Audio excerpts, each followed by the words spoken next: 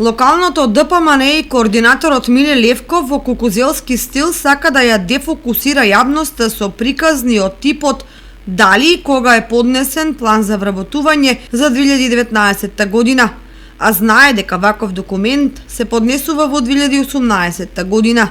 Бидејќи во тоа време не сум бил дел од односната институција, а тој документ не е од јавен карактер, нема да го коментирам. Левков прашува, а всушност треба да одговара.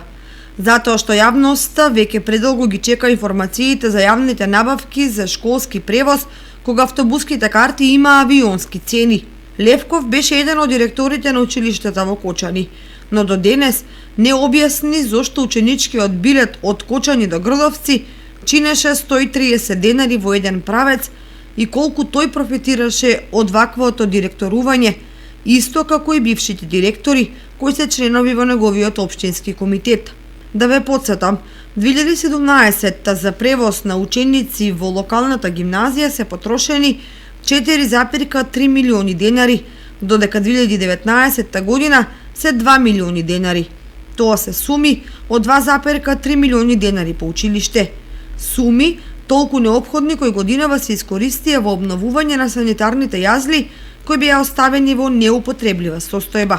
Тоа е нивното домаќинско работење.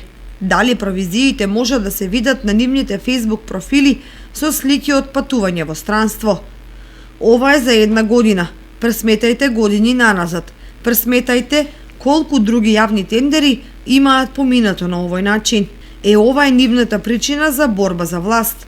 Ова е квази патриотизам, за кој се залагаат да се врати. Ова е причината зошто не ќат во ЕУ и НАТО. Таму вакви приказни не поминуваат.